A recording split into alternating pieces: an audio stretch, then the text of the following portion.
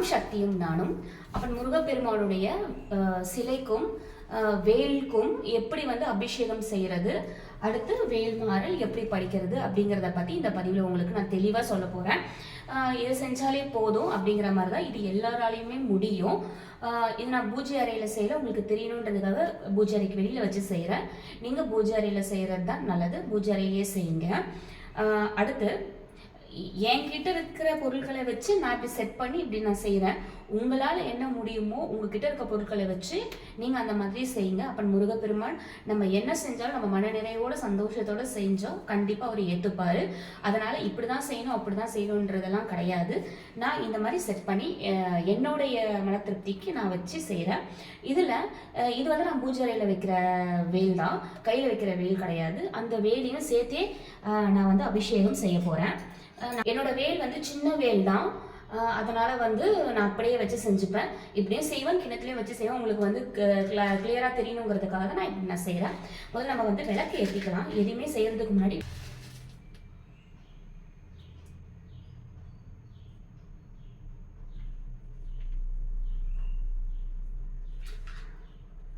அடுத்து நான் இன்னைக்கு இந்த சாம்பிராணி தான் ஏற்ற போகிறேன், இன்ஸ்டன்ட் சாம்பிராணி. இல்லைனா வந்து மோஸ்ட்லி நான் வந்து தேங்காவோட ஓடை வந்து கறியாக்கி நம்ம மூலிகை சாம்பிராணி தான் போடுவேன். இன்றைக்கி உங்களுக்கு காமிக்கணுன்றதுக்காக நான் செஞ்சிட்ருக்கேன். பண்ணுறதுக்கு ஆரம்பிக்கும் போது இந்த மாதிரி இன்ஸ்டன்ட் சாம்பிராணி இல்லை ஊதுவத்தி ஏதாவது வந்து ஏற்றிக்கோங்க, நறுமணமாக இருக்கும். தசங்க பொடி எதுவுனா ஏற்றிக்கலாம், நமக்கு வந்து நறுமணமாக இருக்கும், நல்ல ஒரு வைப் இருக்கும். அதுக்காக தான்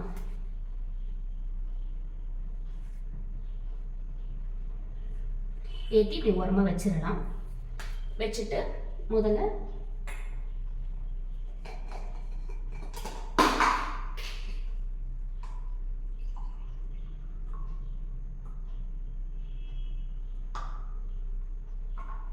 ரெண்டு விஷயம் இருக்கு. அபிஷேகம் செஞ்சு முடிச்சுட்டு வேல்மாறல் படிக்கிறது, இல்லைன்னா வேல்மாறல் படிச்சுக்கிட்டே அபிஷேகம் செய்கிறது. நம்ம நிறுத்தி நிதானமாக நேரம் இருக்குங்கிற பட்சத்தில் நம்ம வேல்மாறல் படிச்சுக்கிட்டே நம்ம வந்து அபிஷேகம் செய்யலாம். நேரம் இருக்காதுங்கிற பட்சத்தில் அபிஷேகம் செஞ்சுட்டு கடைசியாக வேல்மாறல் படிக்கலாம். இல்லை சில பேர் என்ன பண்ணலாம், எனக்கு படிக்கிறதுக்கு தெரியாது, படிக்க கஷ்டமாக இருக்குங்கிறவங்க வேல்மாறலை போட்டு விட்டுடுங்க, பாட்டு போட்டு விட்டுடுங்க, மொபைல்லையோ இல்லை டிவிலையோ போட்டு விட்டுட்டு அதை நீங்கள் உச்சரிச்சுக்கிட்டே வந்து சொல்லுங்கள். அது மட்டும் போது நான் மட்டும் செய்கிறேன்னு செய்யக்கூடாது, அதை உச்சரிச்சுக்கிட்டே நம்ம செய்யணும். இல்லை ஓம் முருகாவும் சொல்லலாம், என்ன வேணா சொல்லலாம். அதே மாதிரி முதல்ல நம்ம ஆரம்பிக்கிறதுக்கு முன்னாடி எப்பயுமே நம்மளுடைய முதற் கடவுள் விநாயகரை நம்ம வந்து வழிபட்டுட்டு தான் வந்து எதுவாக இருந்தாலும் செய்யணும். அதனால் முதல்ல விநாயகர் 5 கரத்தினை ஆணை முகத்தினை இந்திய இளம்பிரை போனும் ஏற்றினே நந்தி மகந்தனை ஞான குழந்தைனை புத்தியில் வைத்து அடி போற்றுகின்றேனே அப்படின்னு சொல்லிக்கோங்க. சொல்லிட்டு அதுக்கப்புறமா நம்ம ஆரம்பிக்கலாம். இதில் வந்து சஸ்திரபந்தம் இருக்கும், சஸ்திரபந்தத்தை முதல்ல சொல்லிக்கலாம். வாழ வேதாந்தா மாபாசம் போ கந்தன் மரம்பாளையம் பூ பதில் வழி மனநீ தாளவா மாபாசம் போ மனிதேசன் மாபோதம் தான் வேலவா சொல்லிட்டு நம்ம ஆரம்பிக்கலாம். வேலும் மயிலும் சேவலம் துணை, வேலும் மயிலும் சேவலம் துணை, வேலும் மயிலும் சேவலம் துணை, வேலும் மயிலும் சேவலம் துணை. 6 தடவை வேலும் மயிலும் சேவலம் துணை சொல்லி நம்ம தண்ணீரில் முதல்ல அபிஷேகம் பண்ணிடுவோம். தண்ணியில் வந்து அபிஷேகம் பண்ணதுக்கு அப்புறமா நம்ம ஒரு தீபாரத்தி காமிச்சிக்கலாம்.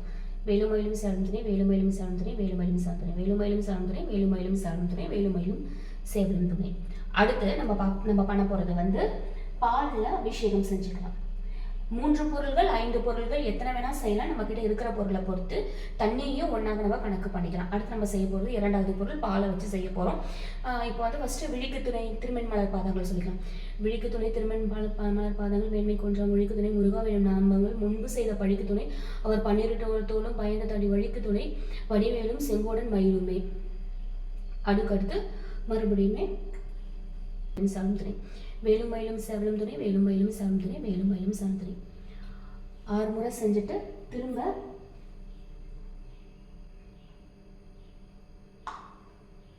நீர் வச்சு அபிஷேகம் பண்ணிக்கணும். ஒவ்வொரு முறை செய்யும் போதும் என்ன செஞ்சாலும் நம்ம நீர் வச்சு அதை மறுபடியும் அபிஷேகம் செஞ்சுக்கணும். அடுத்து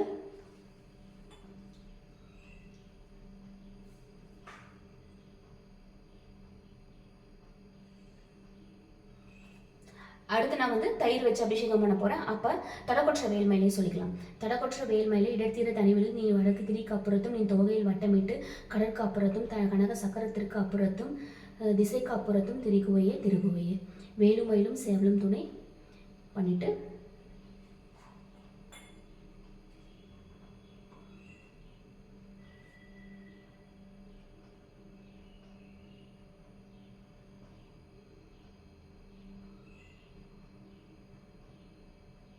குங்குமம் வச்சுட்டு மறுபடியும் கொஞ்சம் பூ எடுத்து அப்பனுக்கு வச்சுட்டு வேலுமயிலும் சேவலும் துணை வேலுமயிலும் சேவலும் துணை வேலுமயிலும் சேவலும் துணை வேலுமயிலும் சேவலும் துணை வேலுமயிலும் சேவலும் துணை வேலுமயிலும் சேவலும் துணை. இப்போ நம்ம வந்து ஆரம்பிச்சுட்டோம். இதுக்கு மேலே நம்ம வந்து வேல்மாறல் தான் படிக்க போகிறோம். வேல்மாறல் ஃபுல்லாக சொல்ல போகிறோம். திருத்தணியில் உயிர்த்தரும் அப்படியே ஸ்டார்ட் பண்ண வேண்டியதான். முதல் வந்து திருத்தணியில் ஸ்டார்ட் பண்ணும்போது வந்து 20 தடவை திருத்தணியில் உயிர்த்தருளும் அந்த 4 வரையும் நம்ம சொல்லணும். திருத்தணியில் உதித்தருளும் ஒருத்தன் மலை விருத்தன் என துளத்தில் உரை கருத்தமையில் நடத்து குகன் வேலை. திருத்தணியில் உதித்தருளும் ஒருத்தன் மலை விருத்தன் என துளத்தில் உரை கருத்தமையில் நடத்து குகன் வேலை. திருத்தணியில் உதித்தருளும் ஒருத்தன் மலை விருத்தன் என துளத்தில் உரை கருத்தமையில் நடத்து குகன் வேலை. திருத்தணியில் உதித்தருளும் ஒருத்தன் மலை விருத்தன் என துளத்தில் உரை கருத்தமையில் நடத்து குகன் வேலை. இந்த மாதிரி திருத்தணியில் உயிர்த்தருளும் வந்து 20 முறை சொல்லணுங்க.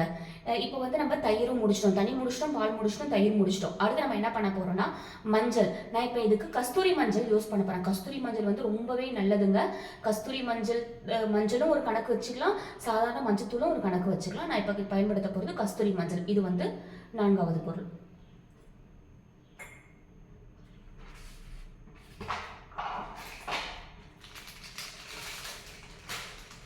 கஸ்தூரி மஞ்சள். திருத்தணியில் உயிர்த்தருளும் ஒருத்தன் மலை விருத்தன் என தூரத்தில் ஒரு கருத்தமிழ் நடத்துகுகன் வேலை. திருத்தணியில் உயிர்த்தருளும் ஒருத்தன் மலை விருத்தன் என தூரத்தில் ஒரு நடத்துகுகன் வேலை. திருத்தணியில் உயிர்த்தருளும் ஒருத்தன் மலை விருத்தன் என தூரத்தில் ஒரு கருத்தமையில் நடத்துகுகன் வேலை. திருத்தணியில் உயிர்த்தருளும் ஒருத்தன் மலை விருத்தன் என தூரத்தில் ஒரு கருத்தமையில் நடத்துகுகன் வேலை. திருத்தணியில் உயிர்த்தருளும் ஒருத்தன் மலை விருத்தன் என தூரத்தில் ஒரு கருத்தமையில் நடத்துகுகன். திருத்தணியில் உயிர்த்தருளும் ஒருத்தன் மலை விருத்தன் என தூரத்தில் ஒரு கருத்தமையில் நடத்துகுகன் வேலை.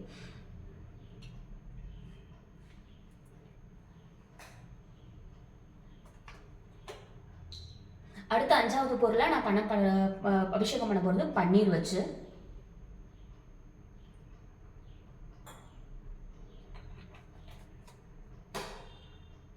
இது முழுக்க நீங்கள் அபிஷேகம் பண்ணும்போது திருத்தணியில் உயிர்த்தரும் ஒருத்தமலை விருத்தன் என ஒரு கருத்தமையில் நடத்துகுகன் வேலை கூட கவுண்டிங் இல்லாமல் ஃபுல்லாக சொல்லி முடிச்சுட்டு அப்புறம் மஞ்சள் குங்குமம்லாம் வச்சுட்டு அப்படியே முழுக்க நம்ம வேல்மாறலை படிக்கவும் செய்யலாங்க.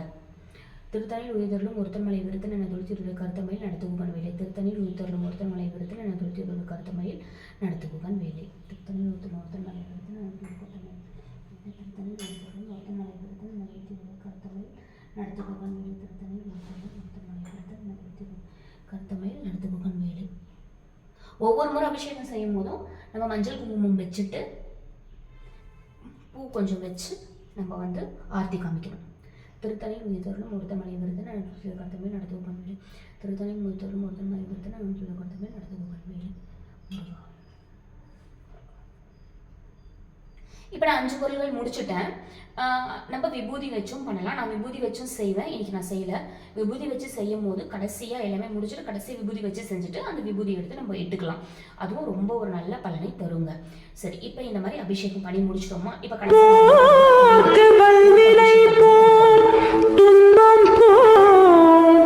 நெஞ்சில் பதிப்போர்க்கு செல்வம் பலித்து கதித்தோங்கும் நிஷ்டையும் கைகூடும் நிமலரருள் கண்ணகி கவசந்தனை அமரனிடர் தீர அமர புரிந்த குமரனடி நெஞ்சே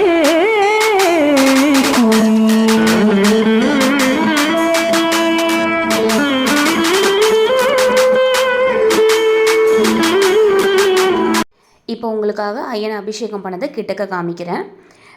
இது வந்து நான் என் மனசுக்கு திருப்தி தர மாதிரி நான் செட் பண்ணி நான் செய்கிறது. இப்படி தான் செய்யணும் அப்படிங்கிறது கிடையாது. நான் இப்போ வந்து வீடியோவில் காமிச்சிருந்த மாதிரி என்ன செஞ்சுருந்தேனோ அதை நான் இப்போ ஜூம் பண்ணி உங்களுக்கு காமிக்கிறேன், கிட்டக்க காமிக்கிறேன். எப்படி எப்படி இருக்கும் அப்படிங்கிறதுக்கு காமிக்கிறேன். கொஞ்சம் ஃப்ரீயாக உட்காந்து செய்யும்பொழுது நம்மளுக்கே வந்து ஒரு சாட்டிஸ்ஃபைடாக இருக்கும். இப்போ மேலெல்லாம் வச்சு செய்யணுன்னா நம்மளுக்கு அந்தளவுக்கு கம்ஃபர்ட்டாக ஃபீல் ஆகாது. அதனால் நம்ம கீழே வச்சு சாஷ்டாங்கமாக உட்காந்துக்கிட்டு நம்ம செய்யும் பொழுது நம்ம முழு மனசோடு செய்ய முடியும். இது உங்களுக்கு பிடிச்சிருக்கும்னு நினைக்கிறேன். இது மாதிரி தான் செய்யணும் அப்படின்றது கிடையாது. உங்களுக்கு என்ன இஷ்டம் இருந்தாலும் அது மாதிரி செய்யலாம். இது ஒரு வழி, இந்த மாதிரியும் செய்யலாம் அப்படிங்கிறது. நான் பல வருடங்களாக இப்படி தான் செஞ்சிட்ருக்கேன். நான் ஏற்கனவே சொன்ன மாதிரி எத்தனை பொருள்கள் வேணால் செய்யலாம். ஆனால் வந்து ஒற்றைப்படையில் இருக்க மாதிரி பார்த்துக்கோங்க. 3, 5, 9, 11 அந்த மாதிரி பார்த்துக்கோங்க. நீங்கள் எத்தனை பொருள்களில் செஞ்சாலும் உங்களுக்கு கிடைக்கிற பலனுங்கிறது ஒன்று தான். நீங்கள் எத்தனை பண்ணாலும் எப்படி பண்ணாலும் உங்கள் மனநிறைவோடு பண்ணுற மாதிரி பார்த்துக்கோங்க. அதுதான் நமக்கு வேணும். இப்போ வந்து இந்த வேல்மாறல்லையே வந்து சில 4 வரிகள் வந்து சில பலன்களுக்கு தரும் அப்படின்னு சொல்லிட்டு நான் ஏற்கனவே சொல்லியிருக்கேன். அதில் ஒரு 3-4 பதிவு போட்டிருப்பேன். அடுத்தடுத்த பதிவில் நான் போடுறேன். அதனால் உங்களுக்கு தேவையான விஷயம் எதுவோ அந்த ஒரு 4 வரிகளை கூட நீங்கள் வந்து திரும்ப திரும்ப திரும்ப சொல்லிக்கிட்டே நீங்கள் வந்து இந்த அபிஷேகங்களை செய்யலாம். ஏன்னா வந்து அது கண்டிப்பாக உங்களுக்கு மனப்பாடமாக இருக்கும். அதை நீங்கள் பார்த்து சொல்லணுன்ற அவசியம் இருக்காது.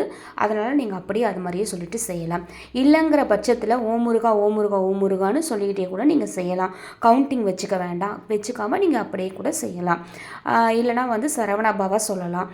நம்ம இஷ்டம் தாங்க. நம்ம மனசு எப்படி திருப்தியாக இருக்குங்கிறத பொறுத்து தான். இதை எப்போ செய்கிறது? அதாவது செவ்வாய்க்கிழமை வெள்ளிக்கிழமை நான் வந்து அபிஷேகம் செய்கிறது செவ்வாய் வெள்ளிக்கிழமைகளில் செய்வேன். செவ்வாய் வெள்ளிக்கிழமைகளில் சாதாரணமாக வந்து இந்த 6 to 7 அப்பன் முருகனோட செவ்வாய் ஓரை, அதாவது அங்கார ஓரையில் பண்ணுறதுங்கிறது ரொம்பவே நல்ல பலனை தரும். இல்லைங்கிற பட்சத்தில் நம்ம வந்து பிரம்ம முகூர்த்தத்துலேயும் செஞ்சுக்கலாம். எனக்கு எப்படி டைம் கிடைக்குதோ அந்த மாதிரி நான் செஞ்சிடுவேன். அதிகபட்சம் நான் பிரம்ம முகூர்த்தத்தில் தான் செய்கிற மாதிரி இருக்கும். மற்றபடி வந்து மற்ற நாட்களில் செய்கிற மாதிரி உங்களுக்கு என்ன இருந்தாலும் இந்த அங்கார ஓரையை பார்த்து நீங்கள் செஞ்சுக்கோங்க. ஏன்னா அதுதான் வந்து அப்போ முருகனுக்கு உகந்த நேரம்.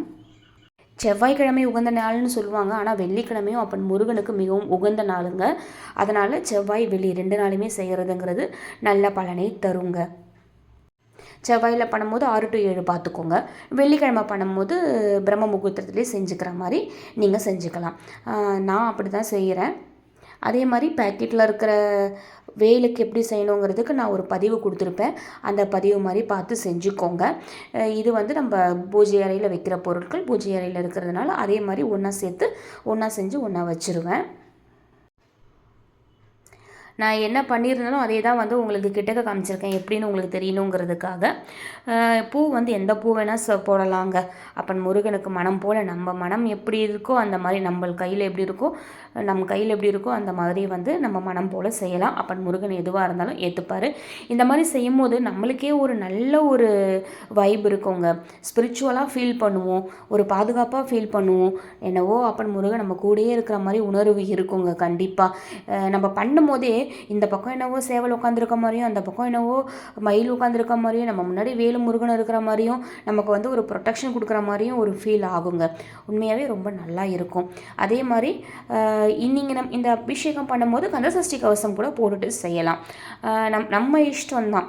கந்தசஷ்டி கவசம் போட்டு செஞ்சு முடிச்சுட்டு அதுக்கப்புறம் வேல்மாறல் செய்யலாம்.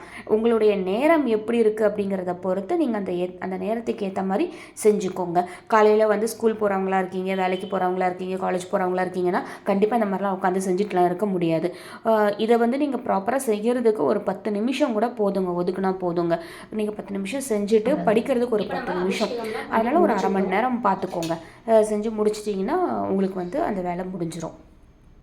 ஏதாவது வேண்டுதல் வச்சு செய்கிறவங்களா இருந்தாலும் சரி, செஞ்சுட்டு வேண்டுதல் வைக்கிறவங்களா இருந்தாலும் சரி, எதுவாக இருந்தாலும் உங்களுடைய வேண்டுதல் என்னவோ அதை கண்டிப்பாக அப்பன் முருகன் நிறைவேற்றி கொடுப்பாரு.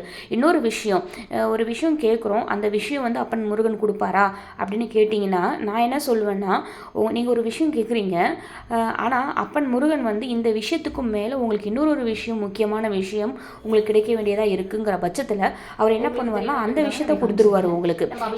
நீங்கள் கேட்குறது சின்ன விஷயமா கூட இருக்கலாம், ஆனால் அப்பன் முருகன் உங்களுக்கு பெரிய விஷயமாவே கூட அள்ளி அள்ளி கொடுப்பாரு. அதை வாங்குறதுக்கு நம்மளுக்கு 2 கையெல்லாம் பத்தாது. அதனால் கண்டிப்பாக நம்பிக்கையோடு செய்யுங்க, எல்லாமே வெற்றிகரமாக முடியும். 2 முறை செஞ்சுட்டு எனக்கு எதுவுமே நடக்கலைன்னு நினைக்காதீங்க. கண்டிப்பாக என்றைக்கு இருந்தாலும் அது முடிச்சு கொடுப்பாரு அப்பன் முருகன்.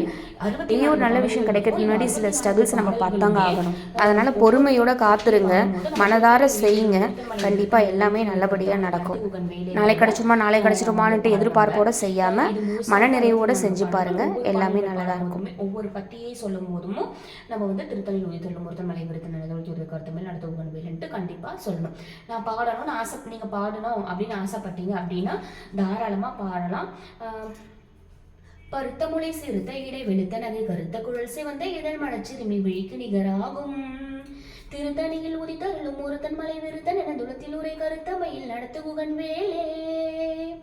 இந்த மாதிரி நம்ம பாடிக்கலாங்க. நேரம் இருக்காதுங்கிற பட்சத்தில் அபிஷேகம் முடிச்சுட்டு அப்போ அலங்காரம் செஞ்சுட்டு நம்ம முழுசாக உட்காந்து படிச்சுட்டு கடைசியாக மறுபடியும் தீபமும் தூபமும் காமிச்சிட்டு நம்ம வந்து நம்மளோட பூஜையை முடிச்சுக்கலாம். அப்பனுக்கு கண்டிப்பாக வந்து அப்பனுக்கு வந்து ஏதாவது நம்மளால் முடிஞ்ச ஸ்வீட்டோ இல்லை பழமோ வாழைப்பழம் எதுவுமே முடியலனா கூட நம்ம வந்து பேரிச்சம்பழம் வாங்கி வச்சு பேரிச்சம்பழம் கூட தினமும் வந்து அப்பனுக்கு வைக்கலாம். ஆனால் தினமும் வைக்கணுங்க, அவரை பட்டினி போடக்கூடாது. ஏன்னா தினமும் நம்ம வேல்மாறல் படிக்க தான் போகிறோம். அபிஷேகம் தினமும் பண்ணணும்னு அவசியமே கிடையாது. செவ்வாய் வெள்ளி அந்த மாதிரி நாட்கள் மட்டும்தான், நல்ல நாள் அந்த மாதிரி சஷ்டி அந்த மாதிரி நாளில் மட்டும்தான் செய்வேன். கிருத்திகை இந்த மாதிரி தினமும் பண்ணணும்னு ஆசை இருக்கவங்க பண்ணலாம். 3 பொருள்களை வச்சு கூட நம்ம செய்யலாம். வெறும் தண்ணி, மஞ்சத்தூள், பன்னீர் இந்த மாதிரியும் செய்யலாம். ஜவ்வாது பொடி தண்ணியில் கலந்து அதுவும் செய்யலாம். அதுவும் நான் ஒரு பதிவு கொடுத்துருப்பேன், வேல் அபிஷேகம் எப்படி செய்கிறதுன்னு சொல்லிட்டு எளிமையாக பண்ணுற மாதிரி. அதாவது அப்பன் முருகன் வந்து இப்படி தான் செய்யணும் இதுதான் அப்படின்ட்டு எந்த விதத்துலையுமே யாருமே எதுவுமே சொல்லலை. அப்பன் வந்து நம்ம என்ன செஞ்சாலும் மனதார செஞ்சோம் சந்தோஷமாக நம்ம மன திருப்தியோடு செய்கிறோங்கிற பட்சத்தில் அப்பனும் வந்து மன திருப்தி அடைவாங்க, சந்தோஷப்படுவாங்க. அதனால் இது வந்து நம்மளுடைய மனதை பொறுத்தது தான். இப்படி தான் செய்யணும் அப்படி தான் செய்யணும்னு எந்த ஒரு சட்டமும் கிடையாது. அதே மாதிரி இந்த வேல்மாறல் மகாமந்திரம் படிக்கும்போது மனமுருகி நீங்கள் படிக்க உங்களுக்கு வேண்டுதல் ஏதாவது இருக்குன்ற பட்சத்தில் அந்த வேண்டுதலை வைங்க. அதுக்கப்புறம் வந்து இறுதியாக முடிக்கும் போது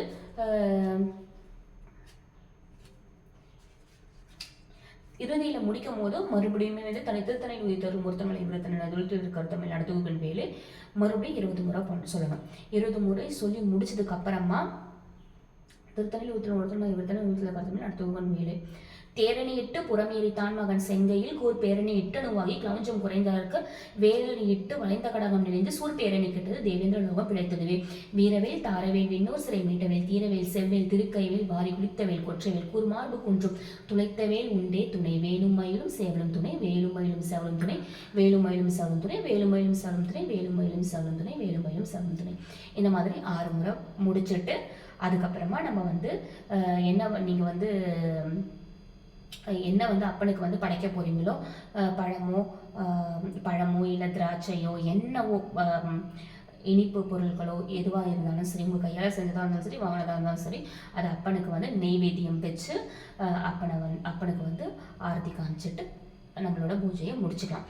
இப்போ நான் வந்து அப்பனோட இடத்துல வந்து வச்சுட்டு நான் உங்களுக்கு காமிக்கிறேன். நான் வந்து அப்பனுக்கு வந்து அபிஷேகம் செய்கிறதுக்கு முன்னாடி விநாயகருக்கும் அப்படியே அபிஷேகம் செஞ்சுட்டேன். அதுக்கப்புறம் அப்பனுக்கு ஸ்டார்ட் பண்ணேன். எப்பவும் முழுமுதற் கடவுள் அவரை நம்ம மறக்கக்கூடாது, அவருக்கும் நம்ம செய்யணும். இல்லைங்கிற பட்சத்தில் அபிஷேகம் பண்ண முடியாதுன்ற பட்சத்தில் அட்லீஸ்ட் கழுவிட்டு பன்னீர்லையாவது கழுவிட்டு மஞ்சள் குங்குமம் வச்சுட்டு நம்ம வந்து அப்பனோடதே ஸ்டார்ட் பண்ணலாம். ஆனால் கண்டிப்பாக விநாயகருக்கும் கண்டிப்பாக செய்யணும், முழுமுதற் கடவுளுக்கும் நம்ம கண்டிப்பாக செஞ்சே ஆகணும். நான் வந்து அவருக்கும் செஞ்சுட்டு இப்போ நான் வந்து மஞ்சள் குங்குமம் வச்சுருக்கேன். இந்த பதிவு உங்களுக்கு பயனுள்ளதாக இருக்கும்னு நினைக்கிறேன். கண்டிப்பாக இது மாதிரி செஞ்சு பாருங்கள், உங்கள் நண்பர்களுக்கும் இதை ஷேர் பண்ணுங்கள். நன்றி.